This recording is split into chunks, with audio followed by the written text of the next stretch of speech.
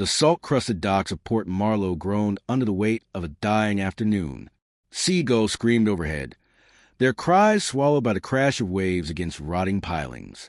Captain Elias Crane, though he lost the right to that title years ago, stood at the edge of the wharf, staring at the sorriest excuse for a ship he'd ever seen.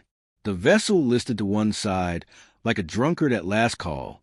Her masts were bare, stripped of sails that had long since surrendered to wind and rot. The hull, once painted a proud navy blue, was now a patchwork of barnacles and splintered wood. A faded nameplate hung askew near the bow. The Serpent's whisper. $5, the harbor master wheezed, tobacco-stained fingers drumming against his ledger. That's all she's worth. Hell, I'm being generous. Most would pay me to haul her off for scrap. Elias reached into his coat pocket and pulled out a crumpled bill and a handful of coins, the sum total of 3 months scrubbing decks on merchant vessels, sleeping in tavern corners, and begging for scraps. $5.37. It was either this ship or another winter on the streets. I'll take her, Elias said, his voice rough as ship rope. The harbor master raised an eyebrow. You sure? She's been sitting here for near 20 years. Last owner disappeared without a trace. Some say she's cursed. Elias managed a hollow laugh. Mister, my whole life's been a curse. What's one more? Papers were signed with an X. Elias had never learned to write his name properly, and the keys to the rusted padlock on the cabin door exchanged hands. As the harbor master shuffled away, muttering about fools and their money, Elias stood alone on the dock, staring at his purchase. The wind shifted, carried with it the smell of old wood and something else, something ancient and inexplicable, like the breath of the ocean itself whispering secrets. For the first time in years, Elias felt something stir in his chest. Not hope, exactly, but something close. He crossed the gangplank, which swayed dangerously under his weight, and stepped onto the deck. The wood groaned in protest, but held. Overhead, storm clouds gathered on the horizon, painting the sky in shades of bruised purple and angry gray. The captain's cabin door hung crooked on its hinges. Elias forced it open with his shoulder, and it surrendered with a shriek of rusted metal. Inside, the air was thick with dust and decay. A broken table lay on its side. Shelves that once held charts and instruments were empty save for rat droppings and cobwebs. A hammock, rotted through, hung like a funeral shroud. But there was something else. Something that made the hairs on Elias's neck stand up. The room felt, watched. He shook off the sensation and got to work. If this ship was going to be his home, his last chance at dignity, he needed to make it livable. He swept the floor with a broom fashioned from dried kelp. He righted the table, though one leg was shorter than the others. He cleared the shelves and checked the walls for structural damage. That's when he heard it, a hollow sound beneath his boots, different from the rest of the floor. Elias knelt down, running his weathered hands across the planks. One board, darker than the others, had been cut and refitted. He pulled his rusty knife from his belt and worked it into the seam, prying carefully. The board lifted with surprising ease, revealing a hidden compartment beneath. His breath caught. Inside the compartment lay a leather-bound journal, its cover cracked and water-stained, and beneath it, rolled and tied with a strip of faded red cloth, was a map. Elias's hands trembled as he lifted the map out, untying the cloth with the reverence of a man handling something holy. He spread it across the uneven table, and in the dying light filtering through a cracked cabin window, he saw what had been hidden for 2 decades. The parchment was old, older than the ship itself, perhaps. The ink had faded to a ghostly brown, but the lines were still visible. Coastlines, compass roses, depth markers. And there, in the center of an island marked only as God's forgotten shore, was a red X. Scrawled in elegant script along the bottom edge were words that made Elias's heart hammer against his ribs. Here lies the fortune of the Crimson Saint. Claimed by no man, cursed by the sea, guarded by what was lost. Only the desperate shall find it. Only the damned shall keep it. Elias read the words 3 times. His mind raced. The Crimson Saint. He'd heard the name in dockside taverns, whispered by old sailors deep in their cups. A legendary pirate from a century past who'd plundered an entire Spanish armada, accumulating a fortune so vast it could buy kingdoms. But the saint had vanished, and with him his treasure. Hundreds had searched. None had succeeded. And now the map was in Elias's hands. Thunder rumbled in the distance. The first drops of rain began to patter against the deck above. Elias looked up through the cabin skylight at the darkening sky, then back down at the map. His reflection stared back at him from a shard of broken mirror on the wall. A man with hollow cheeks, gray-streaked beard, and eyes that had forgotten what hope looked like. Until now, he carefully rolled the map and tucked it inside his coat, close to his heart. Then he opened the journal. The first page bore a date, September 14th, 1803. The handwriting was shaky, as if written in haste or fear.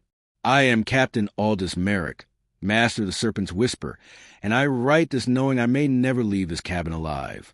The map I discovered 3 months ago has brought me nothing but ruin. My crew is gone mutinied, murdered, or mad. The treasure is real, God help me, but so is the curse. If you're reading this, you found what I've hidden. Turn back, burn the map.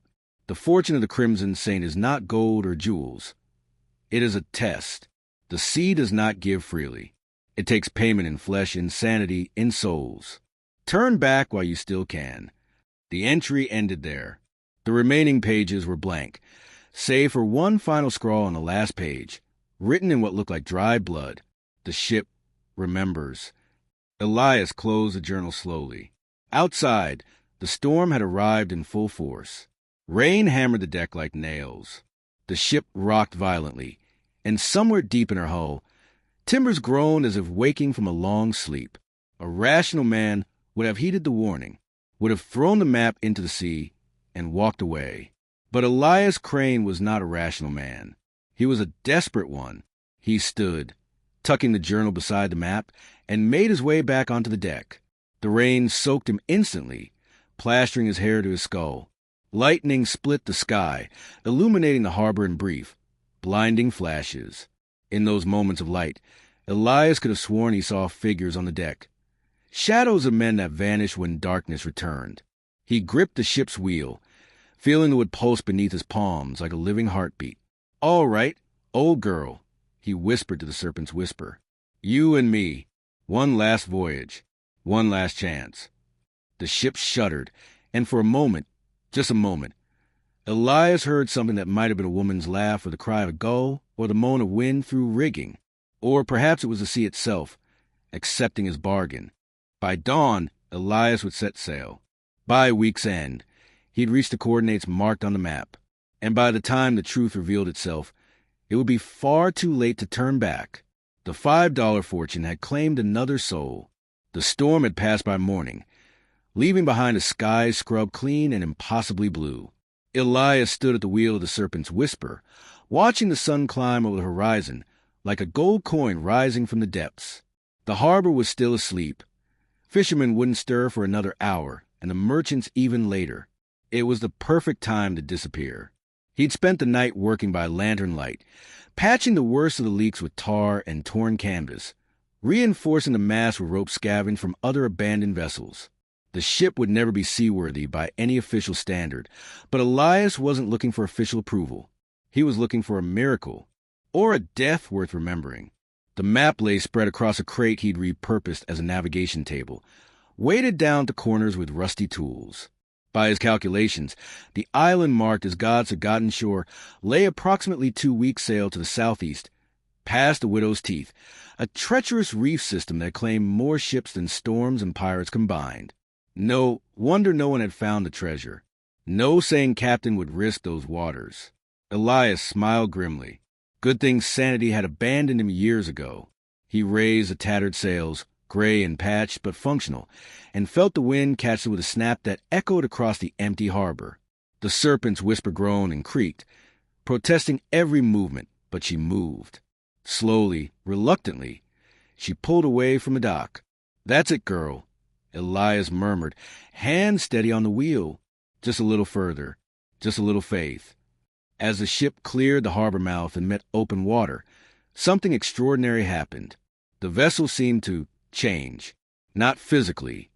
The rot and decay remained, but in some intangible way, she felt more solid beneath his feet. The wheel turned more smoothly. The sails caught wind with unusual efficiency. It was as if the ship remembered what she'd once been and was trying, against all odds, to be that again. Elias should have been grateful. Instead, he felt a cold finger of unease traced down his spine. The ship remembers. He shook off the thought and focused on navigation. The morning stretched into afternoon, the sun tracking across the cloudless sky.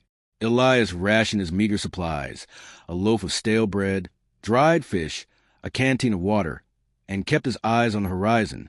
By evening, land had vanished behind him. There was nothing but ocean in every direction, an endless expanse of rolling blue that seemed to breathe with a rhythm older than time. Elias had always loved the sea, even when she betrayed him. Out here, away from the judgment of civilization, a man could be anything, or nothing. He was lashing down a loose line when he heard it, singing, faint at first, barely distinguishable from the wind. A woman's voice, high and clear, carrying across the water with impossible clarity. The melody was haunting, neither sad nor joyful, but something in between, a sound that made his chest ache with memories he couldn't quite grasp. Elias froze, scanning the empty ocean.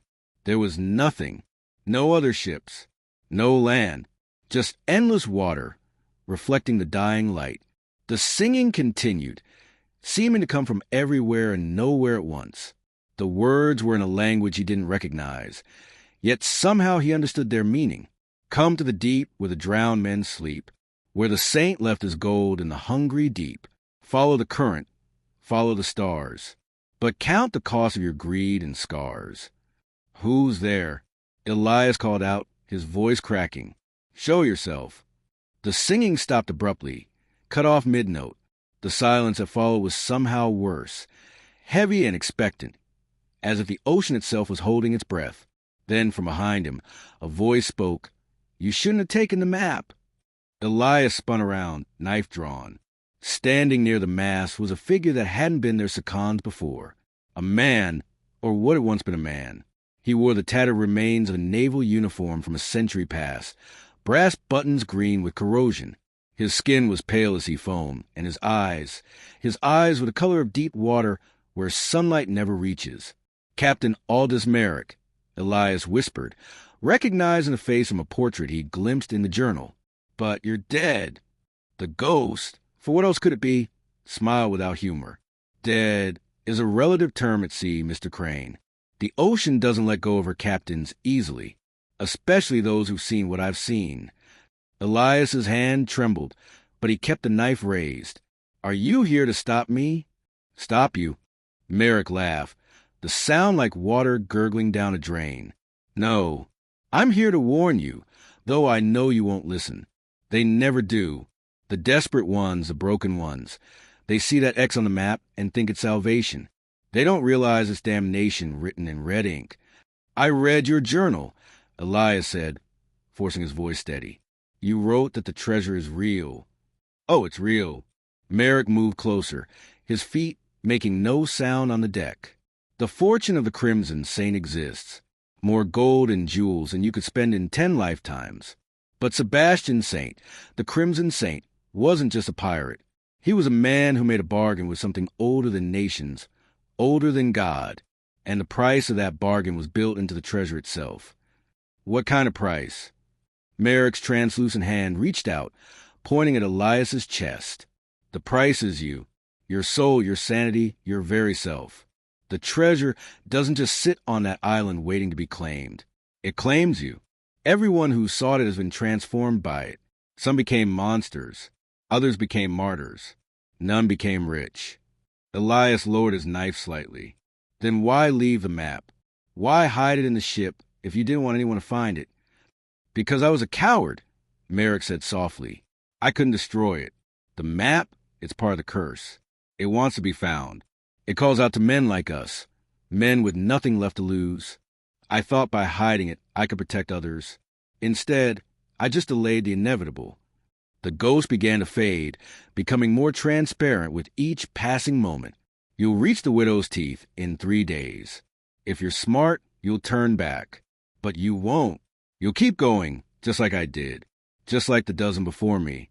And when you finally stand before the fortune of the Crimson Saint, you'll understand why some treasures should stay buried. Wait!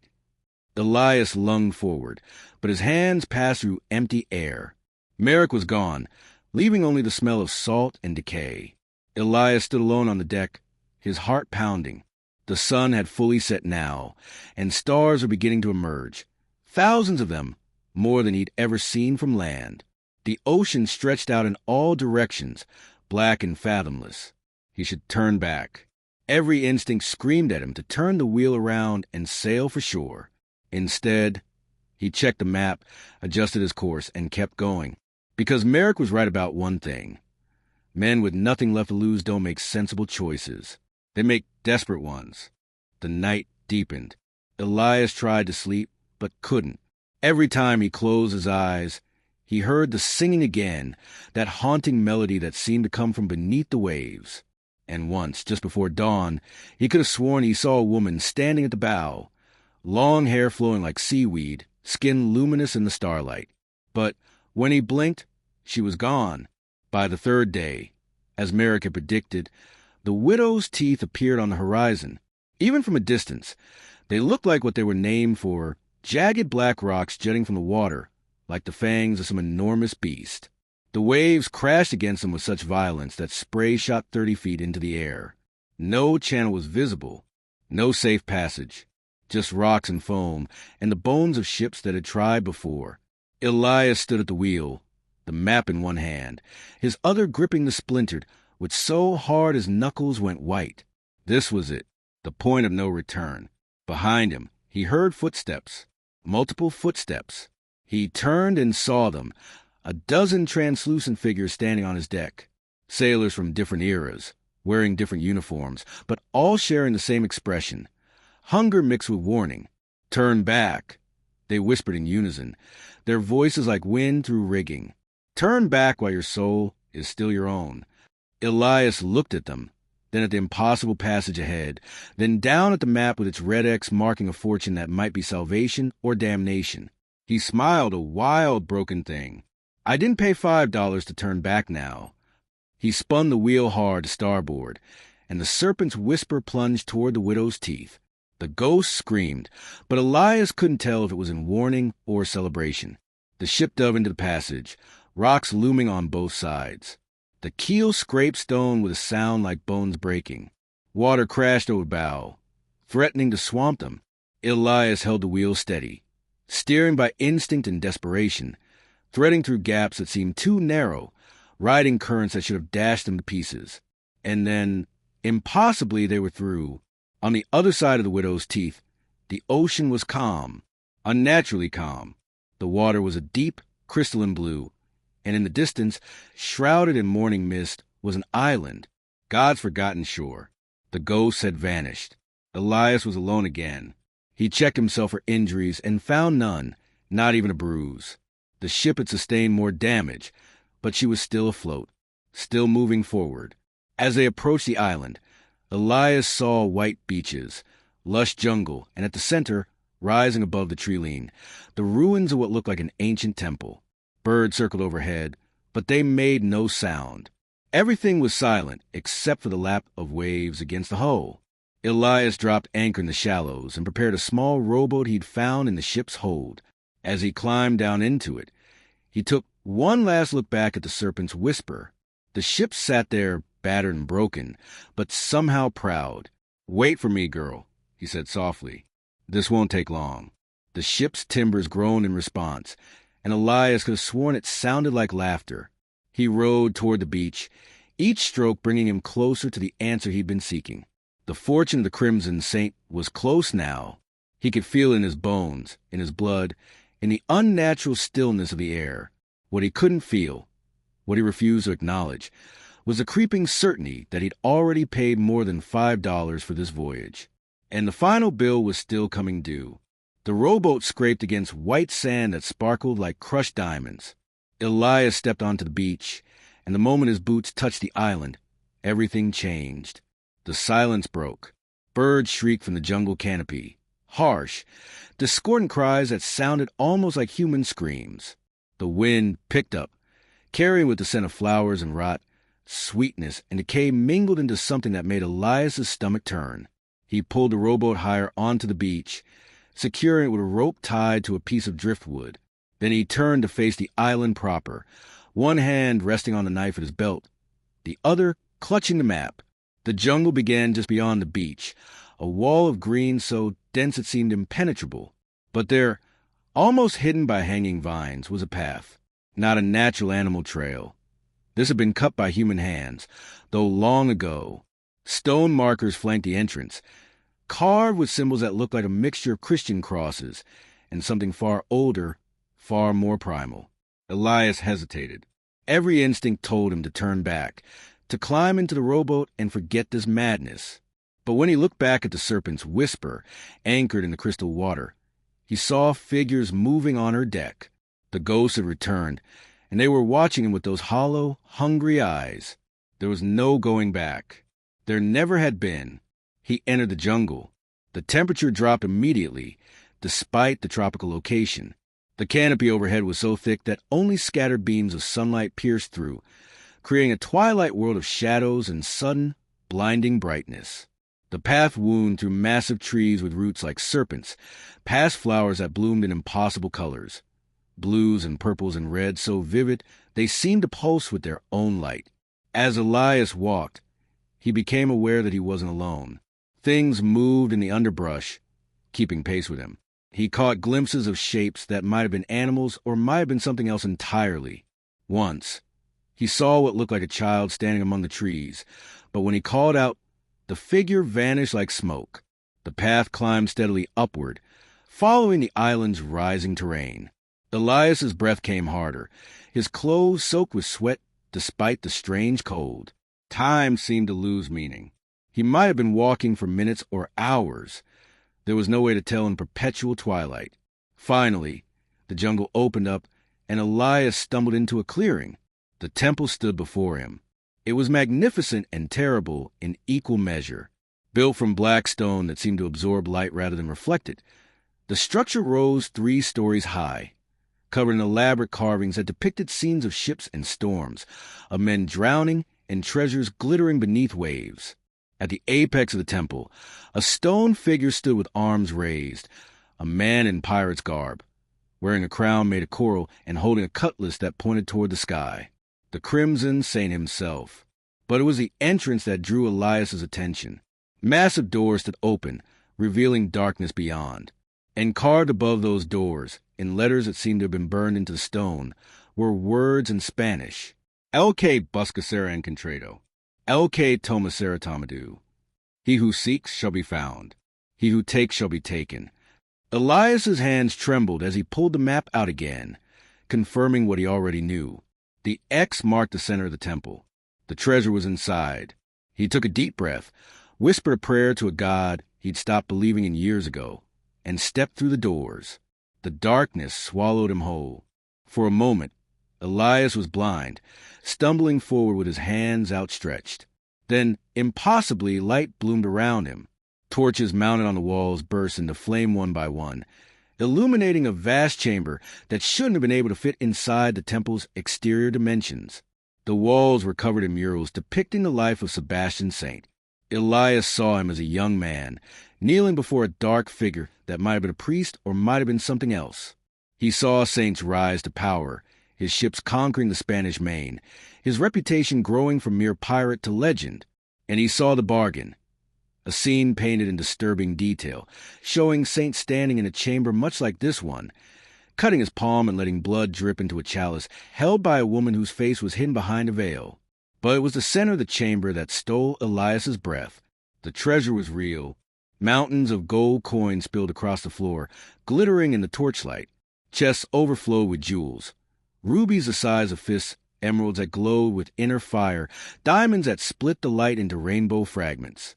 There were crowns and scepters, goblets and chains, pieces of 8 and doubloons stamped with the seals of a dozen nations. It was more wealth than Elias had imagined possible, more than any museum or royal treasury. And in the center of it all, seated on a throne made of silver and bone, was a skeleton dressed in a crimson coat, the Crimson Saint. Elias approached slowly, his footsteps echoing in the vast space. The skeleton's hand rested on the arm of the throne, and on one bony finger was a ring, a thick band of gold set with a ruby that seemed to pulse like a beating heart. "Hello, Captain Crane." Elias spun around, knife drawn. Standing behind him was a woman. She was beautiful in an unsettling way, too perfect, too symmetrical, with eyes that shifted color from green to blue to black. She wore a dress made of what looked like seaweed and pearls, and her feet didn't quite touch the ground. "Who are you?" Elias demanded, though he thought he knew. "I have many names," she said, her voice like waves on sand. "The sailors call me the Sea Widow. The natives called me Yamoja before they abandoned this island. Sebastian Saint called me his patron. But you can call me what I truly am, a collector of debts. I owe you nothing." The woman smiled. "Not yet, but you will. Everyone who enters this chamber owes me something. That's the bargain Saint made. He wanted power, wealth, and immortality. I gave him 2 out of 3. She gestured at the skeleton. "As you can see, immortality was never part of the deal." Elias looked from the woman to the treasure and back again. "So what? I take the treasure and become, what? Another ghost? Another warning?" "That depends," the Sea Widow said, gliding closer. "The treasure is yours if you can answer one question truthfully. Lie, and you'll join Saint on that throne. Answer truly, and you can fill your boat with as much gold as it can carry." "What's the question?" The Sea Widow's eyes fixed on him, and Elias felt like he was drowning in their depths. "Why did you really buy that ship?" "Not the surface reason. The $5 and the desperation. The real reason. The truth you won't even admit to yourself." Elias opened his mouth to answer, then closed it. His mind raced. Why had he bought the Serpent's Whisper? He'd told himself it was because he needed shelter, needed a home. But that wasn't quite right, was it? He stopped, forcing himself to dig deeper. "I bought her because I wanted to disappear. Not just leave port, disappear. Cease to exist. I thought if I sailed far enough, I'd either find something worth living for, or I'd sink and be done with it." "And the treasure?" the Sea Widow pressed. "Why did you come here?" "Because—" Elias felt tears prick his eyes, surprising him. When had he last cried? "Because I wanted proof that I still mattered, that I could still do something significant, even if it was just finding something that everyone else had failed to find. I wanted to matter again." The silence that followed was absolute. The Sea Widow studied him with those changing eyes, and Elias felt like she was reading every scar on his soul. Finally, she nodded. Truth. Raw and painful, but truth nonetheless. She waved her hand, and the treasure began to glow, each coin and jewel pulsing with warm light. "Take what you need, Elias Crane. But understand, this treasure is not free. The price is not your soul, as Merrick thought. The price is change. You came here one man. You must leave as another. What does that mean?" The Sea Widow smiled. "It means you have a choice. Take enough gold to buy comfort and security for the rest of your days, and live quietly as a man who once found a legend. Or—" She gestured to the ruby ring on the skeleton's finger. "Take the Saint's ring, inherit his power and his purpose, and become something more than human. The sea will give you what you need to survive, but she will also demand payment in service." Elias stared at the ring. It pulsed with that same heartbeat rhythm, calling to him. He could imagine it, becoming like the Sea Widow's stories, a legend himself. Never hungry, never lost, never insignificant. But at what cost? He thought of the ghosts on his ship, of Merrick's warning, of the singing he'd heard on the water. All of them had been men who'd wanted more than they had, who'd paid prices they hadn't fully understood. Elias walked to the throne and looked down at the Crimson Saint's remains. The skeleton's jaw was open in what might have been a scream or a laugh. There was no way to tell. Then he turned away from the ring. Instead, he began filling his pockets with coins and small jewels, enough to buy a new ship, to pay for repairs, to live modestly for a few years. Not enough to draw attention. Not enough to change who he was. The Sea Widow watched him with an expression that might have been approval or disappointment. "A modest choice," she observed. "A honest one," Elias replied. "I came here to matter. But Maybe mastering doesn't mean being legendary. Maybe it just means being enough. He filled his pockets until they bulged, then turned to leave. As he reached the chamber's exit, the Sea Widow called out, "Elias Crane, the ship you bought, the Serpent's Whisper, she's not cursed. She's waiting." Waiting for what? For a captain who's neither running from death nor chasing immortality. A captain who's simply trying to live. That's rarer than you think. Elias nodded slowly, understanding something he couldn't quite put into words. Then he walked out of the temple, back through the jungle, and returned to his rowboat. The sun was setting as he rowed back to the Serpent's Whisper, painting the sky in shades of orange and gold. The ghosts were gone from the deck. The ship sat quietly in the water, waiting, just as the Sea Widow had said. Elias climbed aboard, feeling the weight of gold in his pockets and something lighter but more precious in his chest. Purpose, not grand or legendary, but real. As night fell, he raised the anchor and set sail, leaving God's forgotten shore behind. The journey back through the Widow's Teeth was surprisingly smooth, as if the sea itself was guiding him through. And somewhere in the darkness, he heard singing again, but this time it didn't sound like a warning. It sounded like a blessing. 6 weeks later, Elias Crane stood in a shipyard 300 miles north of Port Marlow, watching workers swarm over the Serpent's Whisper. The gold he brought back had bought something unexpected. Not luxury, but restoration. The ship's hull was being replanked with fresh timber. New sails, strong canvas, properly stitched, lay waiting to be rigged. The deck was being sanded smooth, and a craftsman was carefully repainting the nameplate with gold leaf, making the letters shine as they must have when the ship was first christened. "She'll be seaworthy in another week," the shipyard master said, consulting his clipboard. "Maybe 2 if we want to do her proper justice. You sure about keeping the name? Most folks like to rechristen after a refit this extensive." Elias shook his head. "The name stays. She earned it." The shipyard master shrugged. "Your coin, your choice. Though I'll say, she's a lucky one. Most ships that look like she did when you brought her and don't ever see water again." "Maybe she had something to live for," Elias murmured. He spent his days at the shipyard, learning to work alongside the laborers. His hands, soft from a month of idleness, grew callous again. His back ached from honest work. And slowly, day by day, he felt something inside him repair as surely as the ship was being repaired. The nightmares that had plagued him for years, dreams of drowning, of failing, of being forgotten, began to fade. They were replaced by different dreams. Of open water, of horizons not yet seen, of a ship beneath him that was no longer struggling to stay afloat, but eager to sail. He'd kept back enough gold to sustain himself for years, maybe decades if he was careful. But he found he didn't want to hoard it. Instead, he began to give it away, small amounts, carefully placed. A coin to the street orphan, who reminded him of himself at that age. A pouch to the widow who ran the boarding house where he stayed. An anonymous donation to the sailors' hospital.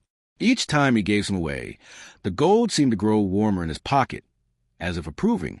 One evening, as the sun set over the shipyard, Elias sat on the dock with his feet dangling over the edge, watching the Serpent's Whisper take shape. A voice spoke beside him. "She looks better than she did when I captained her." Elias didn't jump. He'd been half expecting this. Captain Merrick sat beside him, or rather, his ghost did. But he looked different now. More solid, less tormented. His eyes were no longer the deep water black, but clear human blue. "You didn't take the ring," Merrick said. "It wasn't a question." "No. Why not? Power like that. Men have killed for less." Elias thought about it, watching the workers secure a new mast. "Because I've spent my whole life trying to be something I wasn't, trying to be important or successful or remembered, and it just made me empty. The ring would have been more the same, just with higher stakes." Merrick nodded slowly. "I took it, before I hid the map. Wore it for 3 days. What happened? I saw everything. Every drowned sailor, every ship lost in storm, every soul taken by the sea. I felt their deaths like they were my own. The Sea Widow offered me a choice: become her servant, helping guide lost ships to safety, or give back the ring and accept mortality. I chose mortality. He smiled sadly. But I couldn't let go of the map, couldn't destroy it. That's why I'm still here, why I was still here. Unfinished business.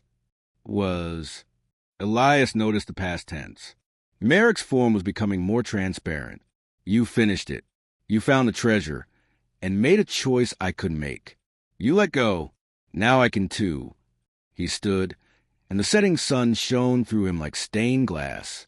Take care of her, Captain Crane. The Serpent's Whisper deserves a master who understands her. I'm not a captain anymore, Elias said quietly. Yes, Merrick replied. You are. And then he was gone, fading into the evening light, like mist before morning sun. Elias sat there for a long time, feeling something settle inside him. Not peace, exactly. He wasn't sure he'd ever have that, but something close. Acceptance, perhaps. The knowledge that he was enough, exactly as he was. 2 weeks later, the Serpent's Whisper was ready. She looked magnificent, a proper ship, sturdy and proud, with new rigging that gleamed and sails that caught the wind like eager hands. The workers had outdone themselves, and Elias had paid them well, with bonuses that brought tears to some of the older craftsmen's eyes. The morning he was set to sail, Elias found a small crowd gathered at the dock. The street orphan he'd helped was there, holding a carved wooden figurehead, a serpent with wise eyes. Made myself, the boy said shyly. Thought she might like a proper figure. The boarding-house widow brought him food for the voyage, enough to last weeks. The hospital administrator brought him a new compass, fine brass that gleamed in the morning sun. From the sailors you helped, she said. They wanted you to find your way home, wherever that may be. Elias accepted each gift with a full heart and a tight throat. These people barely knew him, but they'd seen something in him worth celebrating. It was a form of treasure no map could ever mark. As he prepared to cast off, one final visitor arrived. She appeared at the end of the dock, and though she wore the simple clothes of a fisherwoman now, Elias recognized her immediately, the sea widow, but her feet touched the ground, and her eyes were a steady human green. You came, he said, surprised. To see you off, she replied. It's not often someone makes the choice you made. The sea wanted to acknowledge it. Is this goodbye? She smiled. It was warmer than before, less fathomless, more genuine. The sea never says goodbye to her captains. But I wanted to give you something. She pressed a small object into his palm. A compass rose carved from mother of pearl, no bigger than a coin. When you're truly lost, when the charts fail and the stars hide, hold this. It will point you toward what you need, not what I want. What you need is often what you want, once you're honest with yourself. Elias closed his fingers around the compass rose. Thank you. She nodded, then surprised him by leaning in and kissing his weathered cheek. Her lips were cool, like sea spray. Sail well, Captain. The ocean is wide and full of wonders. You've earned the right to see them. Then she turned and walked away, and Elias couldn't be sure, but he thought he saw her dissolve into mist before she reached the end of the dock. He boarded the Serpent's Whisper, secured his gifts, and took the wheel. It felt right in his hands, not like a burden, but like a partner. He called out orders to himself, adjusting sails and checking lines, and the ship responded beautifully. As the dock fell away behind him and open water spread before him, Elias felt something he hadn't felt in years. Joy. Pure, uncomplicated joy. He didn't know where he was going. There was no X on the map this time, no legendary treasure waiting at the end of a perilous voyage. There was just the sea, the ship, and a man who finally figured out that being enough was its own kind of fortune. The Serpent's Whisper cut through the waves like she'd been born to it, and Elias laughed. A sound that started in his belly and erupted out of him, carried on the wind. It was a laugh of a man who died and been reborn, who'd touched the bottom and clawed his way back to the surface, who'd learned that the greatest treasure wasn't gold or power or immortality. It was the simple, profound gift of a second chance. 3 months later, word began to spread through coastal towns and port cities of a ship called the Serpent's Whisper and her captain, Elias Crane. Not a legendary pirate or a cursed vessel, but something rarer, a captain who helped stranded sailors, who guided lost ships through storms, who gave freely of his experience and his modest fortune. Some said he'd made a bargain with the sea. Others said he'd found the lost treasure of the Crimson Saint. A few even whispered that he was protected by something ancient and powerful, that his ship could navigate waters that would sink any other vessel. All of these stories were partly true and partly false, woven together into myth the way all great stories are. The truth was simpler and more profound. Elias Crane was a man who'd been given a choice between being a legend and being himself, and he'd chosen himself. In doing so, he'd found something that no treasure map could ever chart, a life worth living, measured not in gold but in moments, not in glory but in grace. On particularly clear nights, when the stars reflected on the water, like scattered diamonds, and the wind carried the smell of salt and possibility, Elias would stand at the wheel of the Serpent's Whisper and think back to the day he'd spent his last $5 on an abandoned ship, best investment he'd ever made. Not because it had led him to treasure, though it had, but because it had led him to himself. And in the end, that was the greatest fortune of all. Sometimes, in those quiet moments, he would hear singing Carried on the Wind, that same haunting melody from his first voyage. But it no longer sounded like a warning or a lure. It sounded like the sea herself, singing a lullaby to all her captains, past and present, living and dead. Elias would smile, adjust his course by the stars, and sail on into the endless mystery of the horizon, knowing that whatever lay ahead, he was finally, truly free. The ship that had cost $5 had taught him a lesson worth more than all the gold in the world. That value isn't measured in currency, but in courage, not in what you take, but in what you give, not in the destination, but in the voyage itself. And as the Serpent's Whisper cut to the waves under a sky full of stars, carrying a captain who'd found redemption in the last place he'd expected, the sea whispered its approval in the language of wind and water, tide and time. Some treasures, it seemed, were meant to be found, and some were meant to be earned. Elias Crane had done both, and he sailed on toward the dawn, toward tomorrow, toward whatever adventures the endless ocean had waiting, not as a desperate man trying to disappear, but as a captain who'd finally learned how to live. The Serpent no longer whispered of curses and sorrow. Now she sang of second chances and hope, and that made all the difference.